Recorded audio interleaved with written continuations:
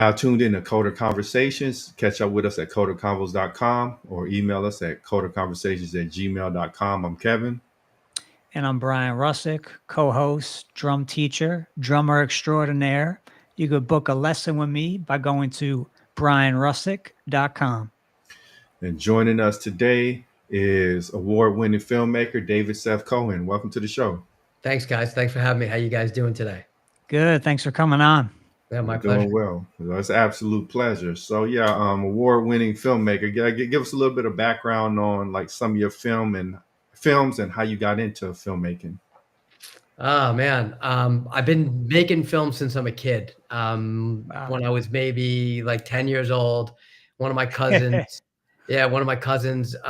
he was very creative, and he used to write these scripts, and like my sister, my other cousin, we'd act in them, and we started making these little movies for our family, and we would do like little like plays for our family and stuff like that. It was Oh, all wow. because of my cousin. And then That's as awesome.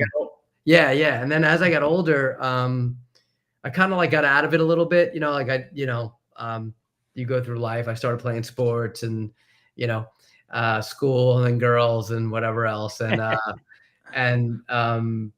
I guess like I got back into it when I was in college. My junior year, I was a pre-law major, and I was taking an intro to film class.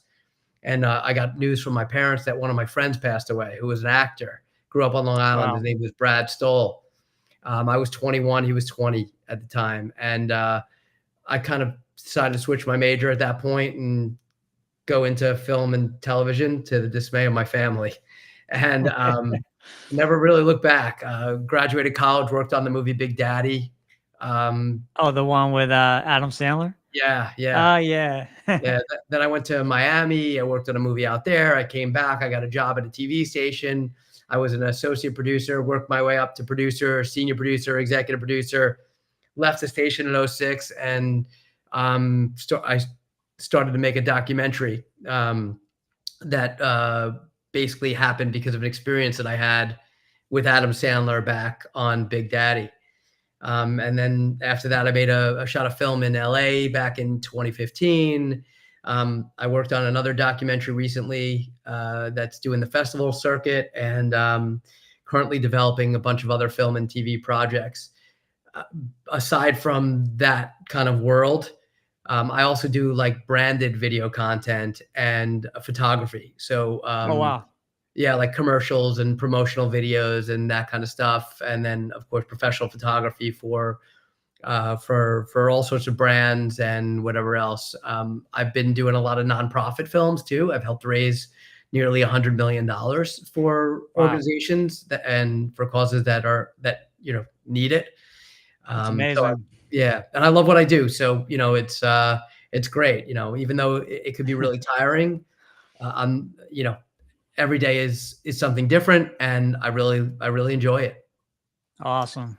No, that's awesome. So like transitioning from pre-law to going into film, it seems like something going from practicality to your passion. Like, what was your mindset behind actually making the jump and having the courage to do it? I don't know what it was. My friend that passed away that kind of was that, like, I guess, impetus for me to make the change. I didn't really think much about it. I happened to be taking an intro to film class. I really liked what I was doing. I wasn't loving the pre-law classes. It was like government stuff. Okay. And I don't know, something in me just said, you know what, like I'm gonna switch, and that was it. I kind of just said, and that was it. Yeah, I think like sometimes in our lives, death will really wake us up, and then we'll look around and be like, what am I doing? Why am I doing it? It sounds like you had that kind of situation. You're going towards law, and then no more. Let me go do my passion. Yeah, no, absolutely. That's kind of what it was, The funny thing is, I didn't know I was so passionate about the film stuff back then. It was kind of like, I loved it when I was a kid, but I never knew it was like a job. You always look at people in movies, you're like, oh, that's fun. Like, so I don't know. It wasn't a passion at the time. It was something that I enjoyed. Like I knew I enjoyed it from when I was younger, but that, something in me just said, yeah, I'm going to do this. And I did it, and that was it. Yeah. That seemed like a really quick transition, kind of going from like law, okay, now to film, and you just have a couple of years to get ready for the industry. Like, what did you actually have to like learn to be ready to get a job in that industry? Well, I was in the intro to film class. So after that, I took the next one was like intro to television or TV 101. Okay. And then like, so I was in a fraternity. And so it was junior year that I switched. So I literally had like, you know, maybe a year to do it. My senior year, I took this like directing for film class, and I was in a fraternity. So parties were usually like Fridays, Saturdays, day through night. And I took an intro to film class. It was a Saturday morning, 7 a.m. class. Ooh. So I lived in what was the fraternity house and literally like Friday night party would be in our house, and I'd be like locked in my room trying to fall asleep because of my intro to film, directing for film class the next morning. And it was crazy. Oh, wow. Yeah. So, but I, it was something I really wanted to do. And like when I got into it, it was, I automatically loved it. And it was like a nonstop thing since then. And my friends always made fun of me after college. All you talk about is movies. Yeah. And, I love it. That's like kind of what I love. And I watch movies differently, I think, than people that aren't in the industry. Like I'll watch it for, oh, did you see that shot that they did? Wow. Like they kept the camera moving the whole time. Like there's a couple like shows that are out now where like literally the camera runs through the entire episode of the series, the show. And it's incredible. Like, and I enjoy that stuff. Like I'll notice that. Whereas like I'm watching TV with my wife and she's like, what are you talking about? It's pretty funny. So you're talking about you're filming continuously. What is that like? Yes. So what's an example, I guess? I forget what the show is called. I just like watched it maybe a couple months ago. It's about a British kid who like kills somebody. Okay. But every episode was literally one continuous shot through the entire episode. Oh, wow. Do you know what I'm talking about? I forget what it's called. I have to Google it. But it was incredible. Like literally the shot is just one shot throughout the entire episode that follows the whole scene. So for example, it follows one kid through the hallway and picks up with another kid and then follows that kid into the principal's office. And then the principal has their lines and it goes, it's kind of like Birdcage? What was it? Not Birdcage. Birdman. What was the one with Michael Keaton? Oh, they did that. Birdman. Yeah. It was similar to that. And then there was like another like a war movie, 1934, something like that, where they also did something. I mean, I think about when you say continuous, it makes me think Woody Allen, Hannah and Her Sisters. You know that one? No, I don't. Oh, that's great. I think it won awards. Wow. Yeah. So there's like no cuts, just continuous the whole way. Yeah. Yeah. That's kind of Adolescence. That's what it was called. The show Adolescence. Okay. If you've never seen it, just watch it for that. At least watch an episode so you can see how it's the coordination is just spectacular. It's like, it's incredible. That's amazing. Yeah. Yeah. That's fun stuff. Have you thought about introducing that, or what are some of the other techniques like that you picked up from just studying others that you started introducing in your films? I mean, I like to keep the camera moving, like in projects that I do. So, you get that from a variety of different films, but, I mean, there are things that you look for, like specifically like cuts, or transitions, right? So in a commercial we shot for somebody in Ohio, she was walking like this through camera, right? And then there was like a pole. So she walked and the pole is like the transition where it transitioned her into a whole different environment. Oh, wow. And one to the next, right? We did another commercial where we had a microchip and followed the microchip from each like scene to the next, right? So the microchip came towards camera and then somebody else picked it up and moved it, like, and that's how we kind of did it. So, a lot of this stuff, like that was like something that was done in the movie Snatch. They followed the jewelry, right? Yeah. you know, so you pick up on things from different artists and then you make them your own and do them in different ways. And it kind of makes it fun and fresh, you know? What do you think about someone like Tarantino, Pulp Fiction? I You into enjoyed that at Pulp all? Fiction. It's a great movie. I mean, the way the story was told was completely out of order, which made it very different than Yes. others. And he shoots, if I remember correctly, it was shot a lot in wide shots where it was like the whole scene played out in the wide shot. So Right. everyone's got their own style, you know, and how they do it. So, like, has there been a technique that you wanted to try, but it's kind of risky, so you haven't quite gotten to that yet? There's nothing that I haven't wanted to try that's risky. It's more a matter of do you have the money to pull it off, right? Because like you can Yeah, I do can see anything with the that. right amount of money. Right. If you don't have the budget, you can't pull off what they're pulling off in like these major Hollywood productions. Like, yeah, I mean, it would be It tough. it makes me think of like Steve Jobs, Steve Wozniak, creating Apple. You know, without Steve Jobs doing all the marketing, where is Apple? It's Right, nothing right. without the marketing. So I get what you're saying. Yeah, the Apple marketing was genius back in the day. I mean, you know, Oh yeah. they made you feel as opposed to try and sell you on stuff, and that's how they did it. That's all on emotion. Right. Yeah. Yeah, I think like a good commercial or film is composed of a lot of techniques, but it's done so seamlessly and fluidly that you don't even think, like you don't even know what's going on. Yeah. Um, like what are some of the things that you really like to convey in your films that people, unless they study the craft, that they might not pick up on? A lot of, I would say, like transitions. Like I'll do when I do the gala films that are like you know, try to raise money.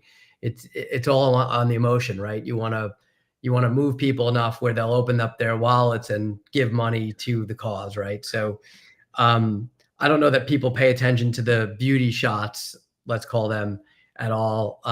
But like I like to do like kind of cool transitions. So if somebody's talking and they're on like left side of the frame, I'll bring like another shot in on the right side of the frame as it dissolves in and out. So it's Oh wow. coming from one frame to the next. Like that's something I do kind of often. I always look to do that. Like match cuts, you know what a match cut is?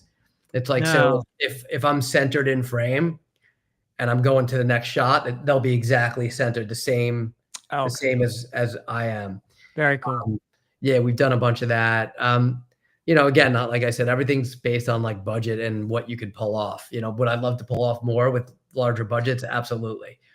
But you work with what you got, and you do as good as you can with what you're working with. Like budget wise, you had, I don't know if you had mentioned it earlier before we started, but Big Daddy, with Adam Sandler, what kind of budget was that? A pretty big budget or I not wasn't a really? producer on that. I was just a Ah, production assistant. I had just graduated college. Like I was like a step above intern on that. But okay. I think the budget back then for that movie was like $20 million, and that Wow. was 1998. So you're And talking for a like comedy, that's a lot. back in 98, yes. Like nowadays, it's their budgets are a little higher than 20. I mean, like some of the actors command like 20 alone just for like nowadays. It's crazy. Yeah, that's insane. Yeah. But you know, apparently if they sell at the box office, then they're worth it. You know, I mean, it's a matter of what do they bring in, right? Right. I learned this early on. It's like the saddest truth in the film industry, but it's like show business, not show friends, not show anything else. It's show business. And that's what it Yeah. is, a business. You know, even if you love it, it's still a business. You can make like the nicest piece of art, but if you're not making money off of it, nobody's going to back you again. So it's kind of like it's a business, you know. Yeah, I mean, it's That's like same thing, music, business. It's not music, party, fun time. Let's go hang out with our friends and get millions of dollars. Like, no, it's a business. yeah, And I heard one person, a producer, talk about this recently. They said, all right, if you got a new artist and you want to kind of like break the single out, you got to put in like $250,000 just to crack a single for an artist. And that to me is mind blowing, but I guess that's normal now. yeah. And I know somebody actually in the music business, like in was it A&R? I think it's called. Is that right? And like according to him, unless you have like 500,000 followers, they're not going to put you on anything anyway. But That's the right. crazy thing about like Instagram now is, and I'm sure we all know people like this, people pay for their followers these days. Like I've never paid for a follow. I never will, because I don't really care. You follow me, you follow me. I don't care. I don't care at all. But like people pay for followers. Like literally, I know people, and I go on their thing, and then you see, like, if you just click on the likes and whatever, and you see all these random likes that, like, who are these people that have, like, no, they're not even in the country. They have like no followers, no images. Followers. It's the funniest thing. And I don't know. I just don't get it. I don't get the whole. Do you think people care about that, or they just like want to see the high numbers to like vet that person? Like, oh, okay, he's got 500K, so I can listen to him. I think that's why people do it. I think they think that it's going to help their brand to have more followers. But I mean, I'm kind of more along like I like being authentic. I'd rather have one follower than have a million that don't really exist. Yeah. Don't even exist. Yeah. Right. Yeah. So yeah. Well, if you don't mind, I want to take over a couple quick things. Sure. Tell me about what you guys do. Are you want to start, Brian? Sure. So I've been doing music for quite a long time, since I was 14 years old. I'm 38 now, so it's been like 24 years. And I started teaching at 18. Really, that really had an effect on me, the teaching, because pretty much how it happened, my drum teacher at the time, he said, look, I've got this student. He can't come to me anymore, so you have to go to him. But I'll just give you this student for free and let you teach them. And he's like, okay, the rate is 60 an hour or whatever. So just keep the same rate. And I was just like, well, so I'm 18. To the teacher, I'm like, I don't know if I could do this. Like, I don't know if I know enough. And he was just kind of like so simply, oh no, you got it. You could do it. So I was real nervous, but I showed up at the kid's house. We did a lesson, and it actually ended up going really well. And then I remember telling my teacher, I'm like, it's funny, I doubted myself because I'm pretty good at this, actually. And now primarily that's what I do, teach. That's awesome. Yeah. Yeah, for just me, a tidbit on that. My kid's a 3-year-old and loves playing instruments.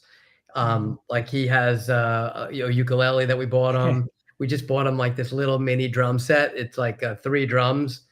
Nice. And he keeps wailing on. I'm like, dude, you got to put on headphones. He refuses to put on headphones, and it's so damn loud. But it's that age, right? That age where you just want to like go wild. He loves it. We brought him up on music, so he he could do the Elvis shake, and he loves the Beatles, and it's really cool. It's really cool. Anyway, sorry. Yeah, Kev, go ahead. Sure. So me, I'm a software engineer. I work for this company called Securus. So I don't know if you heard of like JPay. Basically, that's like an app that if somebody's incarcerated, you can use it to send them money. So oh wow, we kind of work on a suite of apps for prisoners. Like they get a tablet and they can do different apps, like watch movies or FaceTime somebody. So that's actually really interesting. Yeah, and how did you guys connect and start this podcast, radio show kind of deal? Sure. So you see the title's Coder Convo. So initially it was like me and a couple of other guys, and it was initially going to be a software podcast. And I find like if you talk about the same thing over and over, like one subject, you're going to run out of stuff to say after a while. So yeah. Kind of decided to pivot and broaden it. And I met Brian on LinkedIn. Actually, he was in software for a little bit, like for a minute. Yeah. And once he came on, like we really started hitting the ground running and, really started talking to everybody. And I think that's really what makes the show interesting. It's not just confined to this tiny slice, which is software. Yeah. Kind of the way it happened was I joined and I said, all right, Kev, let me take care of the booking. I've booked my band growing up, all these different venues. I don't think it could be that different. So I said, Kev, I'm going to book musicians, artists, directors, dancer, like all kinds of entertainment or anything, or like writers, anything that's like creative or just like kind of gets your mind going. I kind of focused on that, and the show has become a hit because of that, I think. That's awesome. That's great. Good for you guys. Thank you. When I was like 13 years old, or 12 years old, I went to sleepaway camp, and I started my own like little radio show. I'm older than you guys. I'll be 50 in January. Oh, wow, So you don't look it. yeah, thank you. So I had this boom box that, you know, recorded on cassette tapes. And Oh, yeah. when the counselors would go to bed,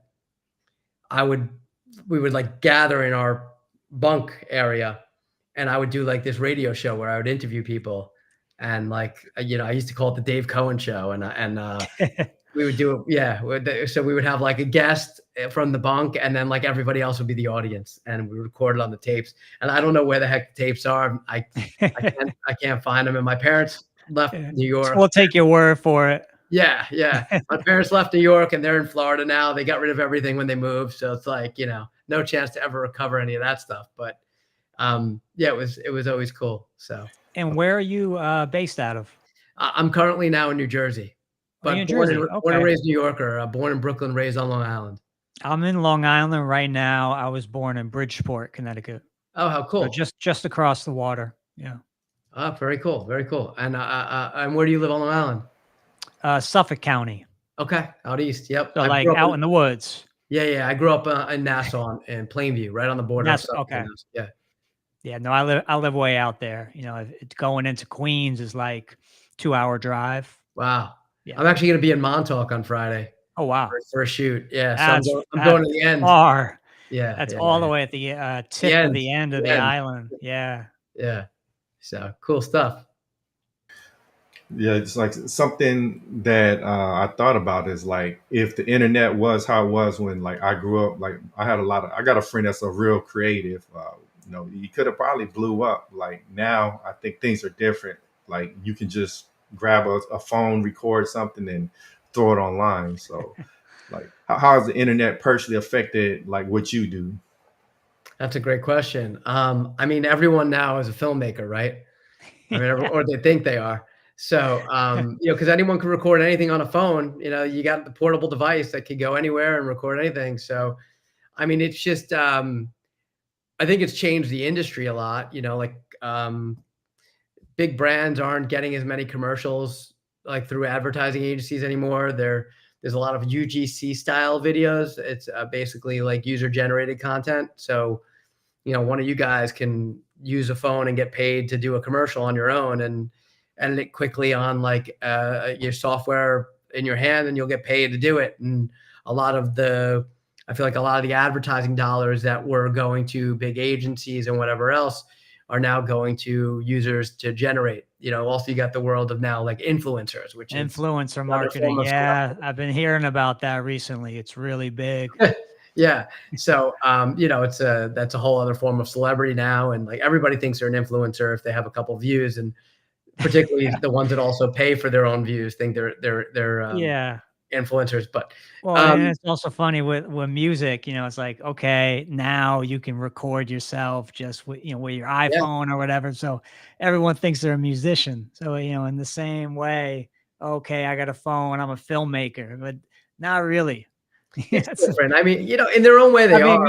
Maybe. In their own way they are. It's a different kind of trade, you know. Like I know a guy that like offers like social videos, and he shoots either on a phone or like a small little camera, and that's kind of what he does. You know, it's like a niche thing for him, and he gets business because it's so low priced that people want to, you know, spend. You know, spending is tough, right? So. I think there's a market for anything. And I think, look, you know, all the power to the people that are trying to do what they do. If they enjoy it, like go for it. You know, I mean, they're not affecting my life. I still do what I do. And, you know, I wish them the best, you know. Yeah.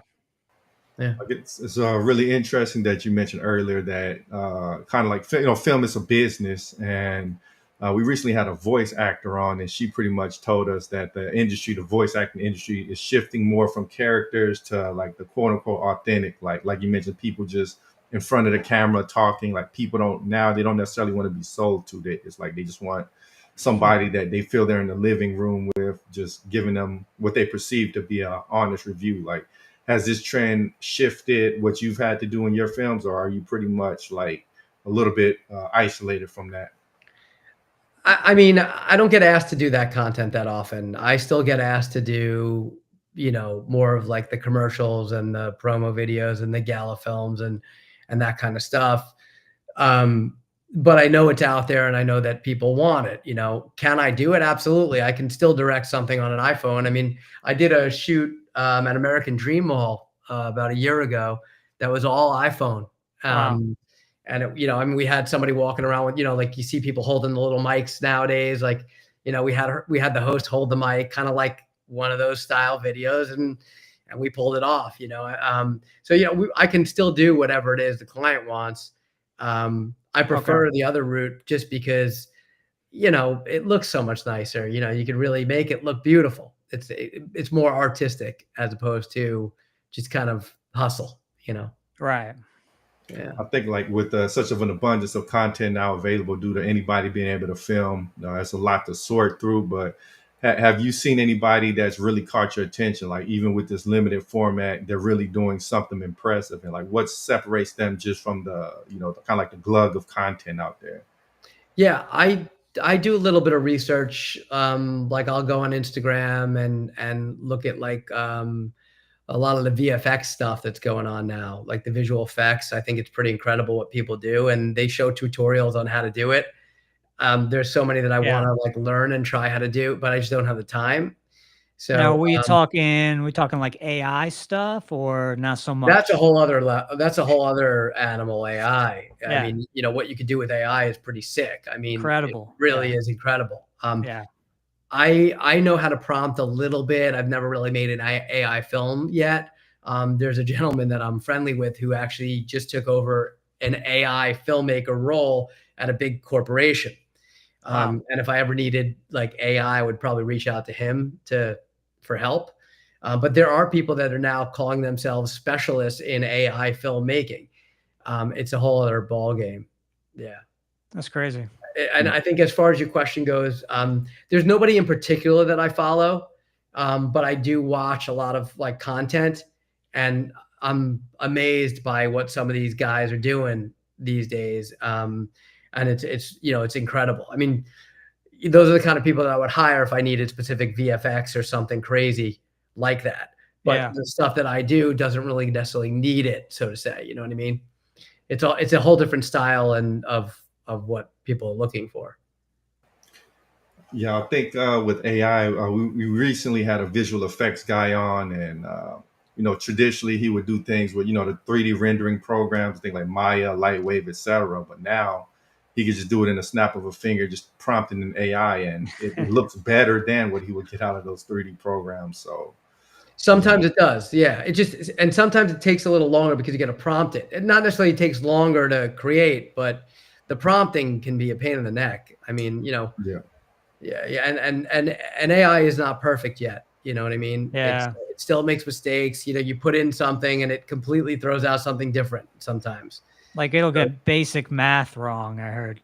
Yeah, there's some weird stuff. Like, like I use AI occasionally for like emailing, not like to write the email, but I'll draft something and I'll put it in there and say, hey, make this nicer. Like something like that.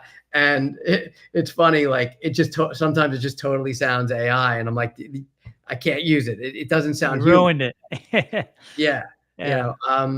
But I definitely think it's a tool, and there's great uses for it. I think as it gets older and older and more, it learns more, and I think it's going to be incredible. I hope it doesn't completely replace people like myself. I don't know that it will, because I still think that there's always going to be people that want to deal with people, right? I think so. Dealing with a machine is very different than dealing with people. And the emotion's not there for the machine, where the emotion is there for the human. I think that's a big connection thing. And so for me, I don't want an AI accountant. I want an accountant that I can deal with on the phone or see in person and say, hey, what are we doing here? Right. You don't want a lawyer that's going to be the internet. You want to be able to talk to someone and make you feel, secure in whatever the case you might have going on. You don't want an AI doctor necessarily. Like you want to you want to be able to talk to someone. Like, for me, you don't want to walk in and you see a robot Yeah, like it's like just where's an the example, doctor like at? yeah, like I'll call like customer service these days. Like, oh, we'll text you. Like, I don't want to be texted. I want to have a phone call with somebody. I want to talk to, but I want to talk to somebody in the country. Like that. Yeah, that's another thing. The world is a mess, and I think a big portion of the world being a mess is because money runs the world too. And so like these corporations, it's all about the dollar, right? So it's like, oh, how can we get this as cheap as we can get this? And that's kind of what the whole call centers are now. It's like going out to another country because it's so cheap. Whereas like it would cost them double or more to do it in the States. But it's frustrating as a customer. So I personally that's why like I deal with every one of my clients in every project I do. And I'm not the type of person that's just gonna like hand it off. Right. I feel like that's like the big connection. And I think when people hire my company, they want me to be involved, and that's why they bring me in. So, So you give it that personalized touch, basically. You have to. Yeah. You have to. I feel like I have to, because that's what I want. That's what I want. And that's what you want. Yeah. So.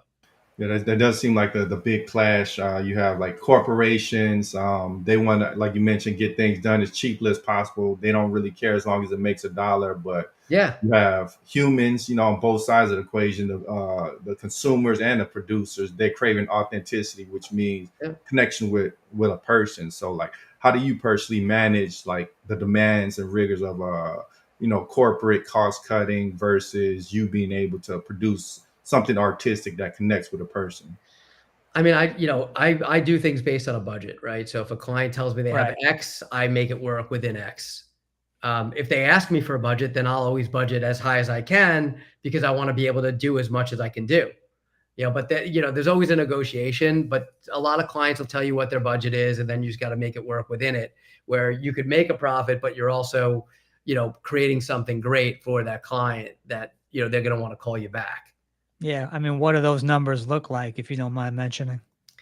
It varies, man. Yeah. It varies. It could vary from like, $5,000 to hundreds of $1,000s and up, depending on what the project is, so it's, anything. You could do a small, like 1 or 2 person shoot, and pull off some stuff. But a lot of times it's, you kind of get what you pay for in a lot of the projects. That's the thing. But, we always try to supply the best quality we can within whatever the rate is that we're working with. I don't mind throwing in some extra stuff to, make the client happy, as long as I don't feel like they're completely trying to take advantage of me and ask for more and more and more. And you get that every now and then. You'll get clients that you'll discount for, you'll work with them, and then they just keep asking for more and more and more, and they don't want to pay more and more. Right. And they don't want to pay additional. And that's where you end up getting, problems, because it's like, hey, I'm already trying to help you out here, and you're like trying to take advantage of me, and it doesn't feel right. Right. Like, I'm doing all this work, but I'm not being paid for it. It's not a matter of, I mean, I guess it's a matter of being paid, but it's a respect thing also. Respecting your time, respecting the budget. All my contracts have everything laid out, exactly what the client is going to get, exactly what I'm providing. And that's all signed in advance. And then if there's anything that, we want to throw in, we do it. And if there's not, and they want to go over, then, it's part of the contract. They got to pay for it. And we always let them know. I mean, you don't want to hit somebody after the fact, right? And be like, oh, well, you did it. You let them know before, like, hey, yeah, if you want me to do this, I can, but it's above and beyond the original scope of the contract, and it's going to be X, Okay. Kind of scope creep, that can definitely exist. But from you working with clients, what would you say is like a good client versus somebody that, okay, I don't necessarily want to work with them again? Like, what do they provide you that enables you to really just do your job quickly and efficiently? Good client, responsive, collaborative. I mean, that's probably it. Like, responsive, collaborative, and pays quickly or on time or in advance. Like, those are the best kind of clients to have. I'm not overly picky when it comes to that stuff. Like, I love what I do, so it doesn't really matter what I'm shooting. as long as the client is cool, respectful. Like I just did a shoot last week. The client was wonderful. I mean, it came together in a week. They needed it delivered like 2 days after the shoot, because they wanted to launch like a new product. And the client was so wonderful. Communication on point. Responded right away to any questions that we had, took care of things quickly, financially, signed the contract right away. It was just so smooth and nice. Awesome. You get that a lot. And then also, you get the others that it's like a constant delay. And, so I'm dealing with one client right now that's like they keep, you send them a message and like they don't respond for like a week. And it's like, come on, wow. So, and they expect you to respond right away. See, that's the thing. That's the other thing. Yeah. But that's kind of how it works, and you just got to kind of roll with it. Yeah. Like in the face of ambiguity, like how do you like deal with that? Like, do you just pretty much say, hey, you haven't given me the details, so I'm gonna just pretty much use my expertise and do what I want to do? Or well, you can't really do what you want to do on a client project. It's kind of like, it's at the end of the day, it's their project. I always look at it like this. If a client wants to screw up their project, they could screw up their project. I just won't use it to show anybody, Right. Again, it's really a matter of communication.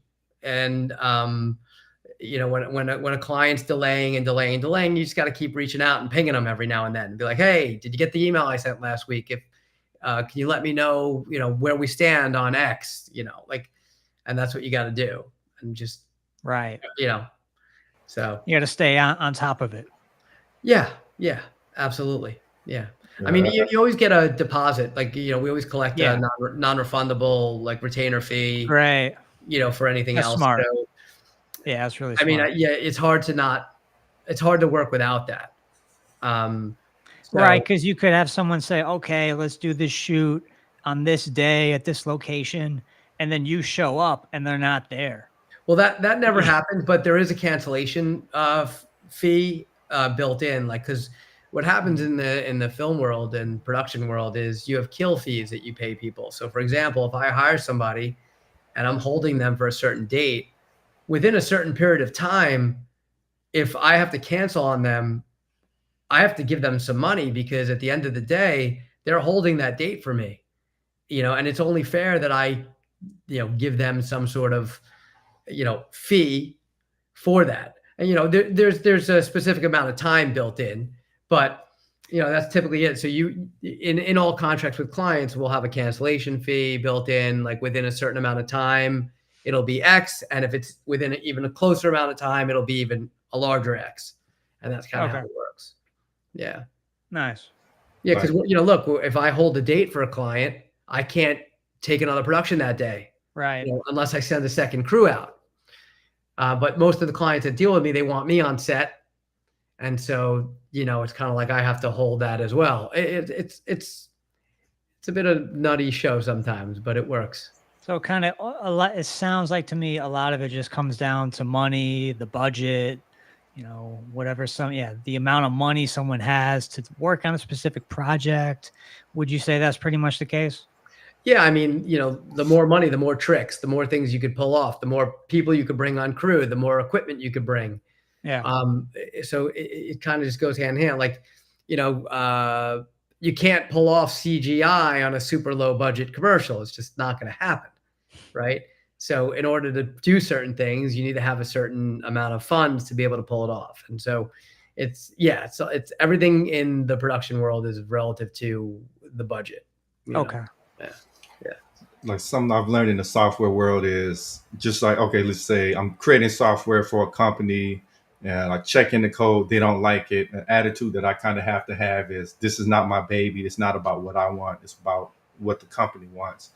Yeah. Like what are some of the other attitudes, like traits that you need to have in order to be able to deal with these clients? Like, because obviously it's not you just doing what you want.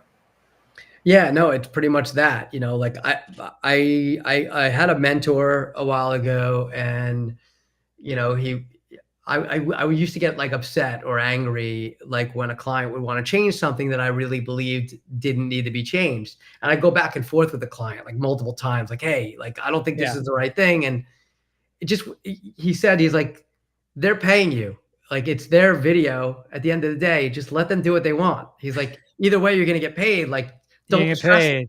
Yeah. He's like, just don't use it. If you don't think it's a good video, don't use it. Or which is something I do in my contracts, is I stipulate that not only could I use the finished video, but I could use any part of the raw footage, and I can do whatever I want with it. So nowadays, what I've been doing is, if a client like does something to a video that I don't like, I'll use my old version for my showpiece as opposed to showing theirs, and that's kind of what I'll do, and if a client refuses to sign that portion of it, then I just don't show the video at all. And I let them, they do theirs, and I'll show it. Now, when it comes to film genres, what do you like? What do you like working on the best? Like, you're talking about movie film stuff? Yeah, or like, movies. So, like comedy. Yeah, film and TV drama. Stuff. Yeah, film and TV. Like, I love comedy. I wrote a script with 4 other people. Was a tennis comedy, and we had raised a significant amount of money to get it off the ground, but we had to match this money within 6 months, and we weren't able to. So I had to return the money to the investor. Oh, wow. And we never got it off the ground again. But that was a tennis comedy. So it was like a sports comedy. And then I have like this animated action comedy for adults that I am trying to get off the ground currently, which is really fun. So I would say mostly comedies. I'm working on a romantic comedy script right now with another person. Nice. Then I'm in plans for development of a biopic on a famous golfer. We have permission from him to do it. And then there's a couple other kind of like outstanding projects in different genres. Like, I call it like a drama that I have in my head that I haven't fully put out on anything yet. I have an outline for it, but that's about it. Okay. But yeah, I kind of seem to lean towards comedy. But I really do also like thrillers, action. I love action. Action comedy is probably one of my favorite. Like, that's why I love the animated action comedy series that we're trying to get off the ground. Or do you like Die Hard? Oh yeah, I mean, yeah, Die Hard was great. Yeah, the original was the phenomenal. first one. Yeah, with the Christmas theme. When I was a kid, I remember. Yeah, Nakatomi Plaza. Yeah, it was great. It was great. That was a great movie. The other ones were pretty good too, but the first one was the best. First one, yeah, hands down. Yeah.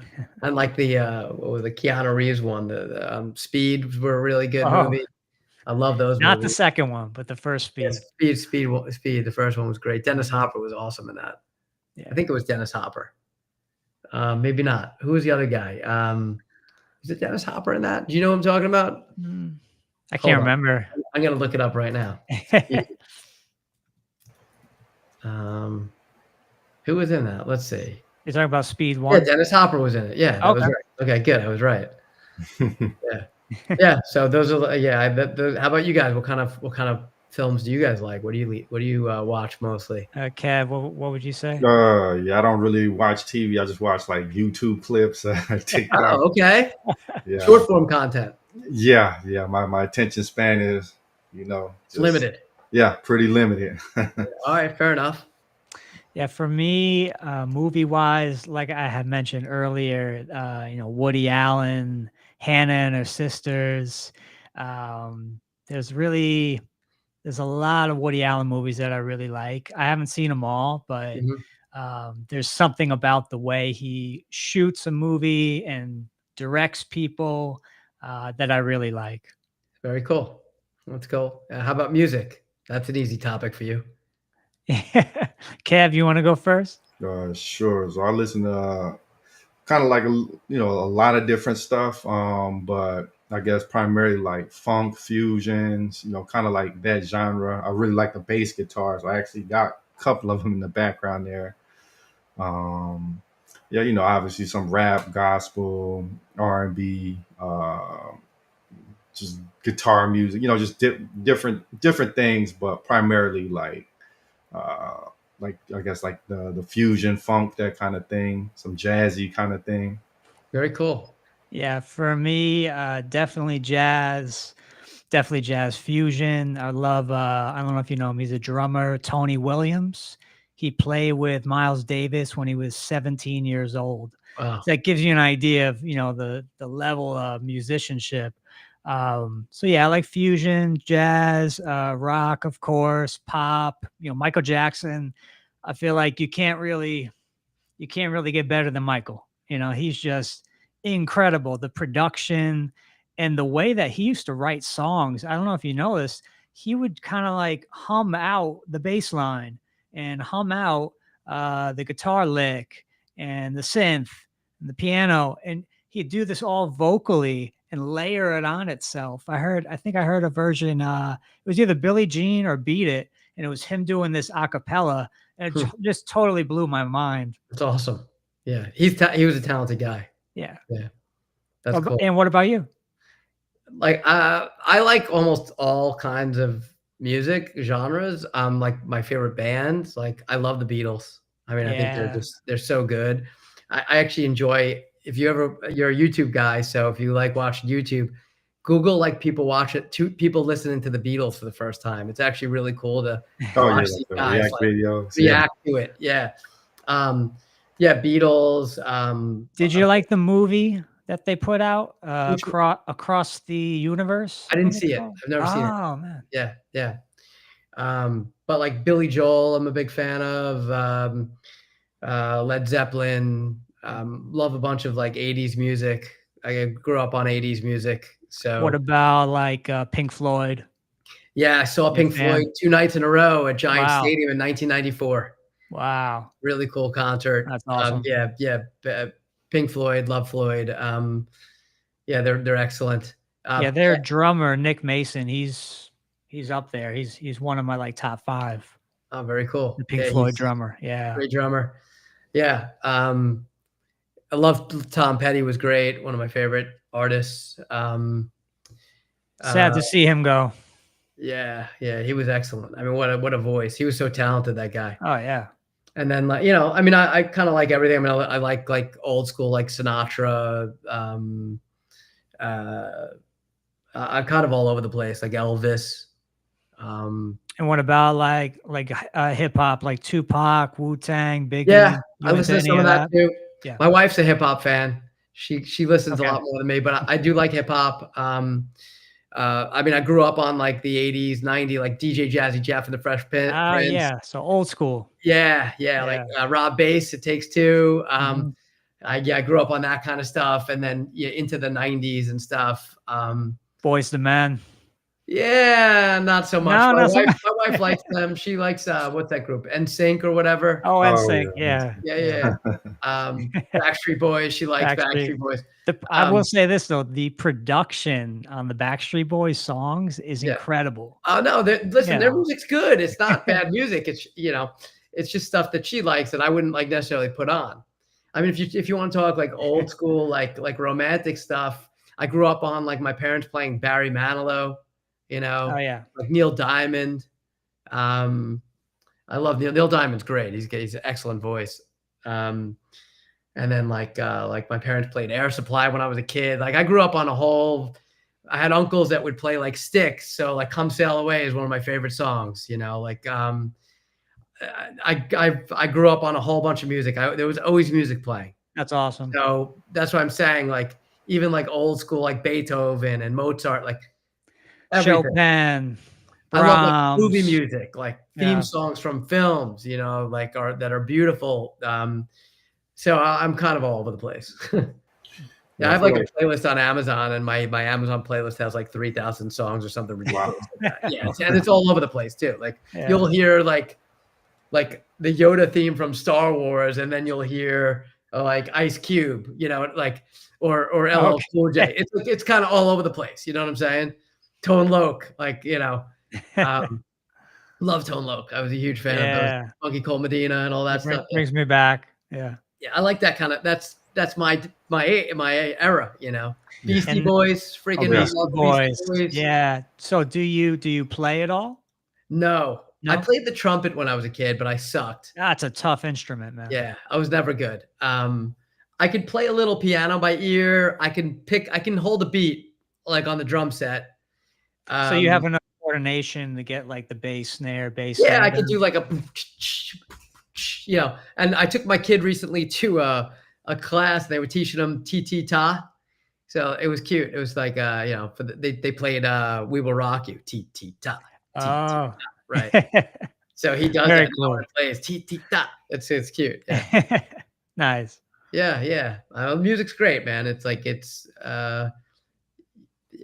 know, it just could change your mood. It's nothing else like it's kind of like a comedy. You know, you Yeah. could be in a terrible mood. You throw on, you know, Liar, Liar, and you're going to Yeah. be good, you know, like 10, 15 minutes into it. Yeah. It's a funny movie. So like Jim Carrey, he's one of my favorite comedians. He's funny. Incredible. Yeah. with music and how you integrate it in your work, like does your work follow off of music, or do you shoot first and then insert the music into like something that fits the mood? Like sometimes music is scripted in, but for the most part, like in corporate stuff, you shoot and then you find a piece that works, or you have a composer compose for it based off of like a piece that you like. Because like real, you know, like not real, I shouldn't call it real music, but like music that's copyrighted music costs a lot of money to get into a commercial or a promo. So, you know, you use it if you want as like an example, and then you bring that to your composer and say, hey, this is the kind of like, this is what we like, make something similar. Yeah, I mean, it makes me think my buddy, he does music clearance and music supervision, I think it's called. And he was just telling me, you know, the budgets on some of these commercials and like, you know, okay, like Part-Time Lover, Stevie Wonder. Like if you wanted to put that in a movie, you're going to be paying 100 grand, 150, and most of it just goes to the label. Yeah, depending on that's what he was saying. Yeah, depending on how long you use of it and everything like that. I wanted to use for one of the trailers of my documentary. I had done some research. I wanted to use the song "Hollywood" by Collective Soul. I don't know if you guys ever heard it. And I wanted to use Iggy Pop, "The Passenger." Oh, nice. And yeah, they were expensive. I mean, for like a year on the internet, I think like they wanted 10 grand for the Hollywood song, and the Iggy Pop, I don't remember the numbers on that, but I was like, wait, this is for a year on the internet? Just a year? Okay. You know. Yeah. So I, of course, then had a composer just compose something completely different. So like, is it that if it's for a movie, they like really crank up the price? It depends on what it is. And I told them like, hey, this is like a no budget documentary that we're doing here. Like that was put together over a 15-year period, but they don't care. You know, like I said, it's all business, right? So yeah, at the end of the day, there are some occasional like stories that are kind of cool. Like a buddy of mine who edited one of my documentaries. His son is a young up and coming filmmaker, and he did a video that was based on a song by Led Zeppelin, and he put it in the video and then sent the video and reached out to Zeppelin's people, and they let him use it for like festivals and stuff without paying. Oh, nice. Which was really cool. It's amazing. Yeah. The immigrant, not the immigrant song. I forget which one it was, but yeah, it was cool that they allowed it. Yeah, that's awesome. Now, I just saw on your profile earlier today that you're a writer as well. Can you speak a little bit to our listeners about, you know, what motivates you? What's your process? I don't necessarily have a process. So I usually get involved in the writing after there's like some sort of draft in place, unless it's like a commercial, then I could write a 30-second spot and be patient enough to sit through that brainstorming session on my own end. But like a feature script, it takes forever to write. I had written one a long time ago just by myself, and it took so long. So nowadays, like I'm an idea guy. I'll come up with an idea for a project. So like that tennis comedy I mentioned to you, I came up with an idea for it. I was watching the US Open, and like something triggered me for like an idea, and I connected with this writer, and I told him the idea. He's like, "Oh, I love it. I want to write it." I said, "All right." So he wrote a first draft. Wow. And then when he finished the first draft, he sent it over to me. And that's when I was like, okay, I like this. We could do this to this, and we could do this to this. And then I collaborated the rest of the way on it. So a lot of times I'll come up with an idea, and then I'll come in after there's some sort of draft in place. Okay, so you're the idea guy. Yeah, I come up with ideas a lot of Very nice. I haven't had like a, film idea in like probably maybe 6 or 7 months. I just been I sometimes it comes to you and sometimes it doesn't. Yeah. So that's why I know, like, when I do have an idea, it's usually something that's pretty good because it takes a while for it to get to me. Like, is there anything you do, like certain environments you go in to really get inspiration, like when you're feeling kind of dry or?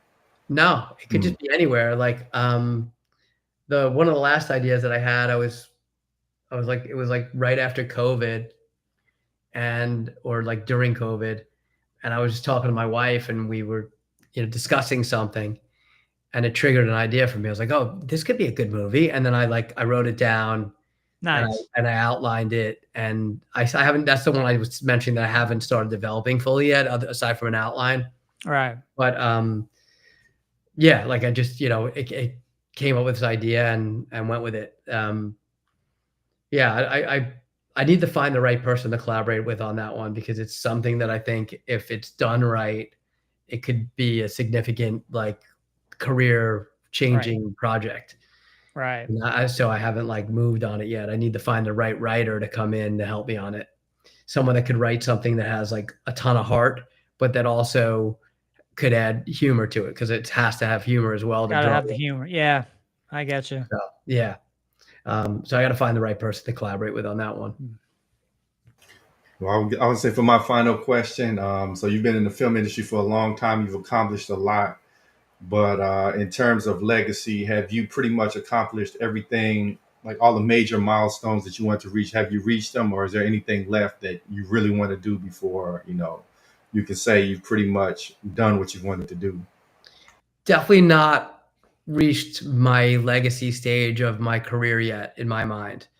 I mean, I do well and I survive and then some, on the work that I do. Like I'm not by any means, I'm not complaining. I'm happy. Awesome. And I'm satisfied with what I'm doing, but I haven't had the projects launched yet that I feel like will define what I do in the industry. And like again, the big thing is having the money to do a lot of that stuff. Right. So, yeah, if I get any investors in on any of these projects, then I think, yeah, there's a few of them that I have, like the animated action comedy series that I was telling you guys about for adults, like that. Right. If I got something like that off the ground, it would make my life. Even if it wasn't successful, the fact that I'd be able to create a first season of it. But like you're saying, time, length, it makes me think. I used to live in LA for like 10 years. And one time I was talking to this actor, I won't mention his name, but he's like, it takes way longer than you would think to break into the industry. He's like, it took me at least 20 years to get like my first movie. Yeah. And I'm like, wow. Like, so it's kind of like music. Like it's, it could go, you can get lucky and you can get, signed with your friends, or you could become a really good in-demand session musician. Like there's a lot of ways you go about it. But yeah, that fact that he said, okay, 20 years minimum. Can you speak to that at all in terms of? Well, I'm in the business for about 20 years. Okay. Like more. I graduated college in 98. That's my first job on Big Daddy in 98. So, I've been doing it, but,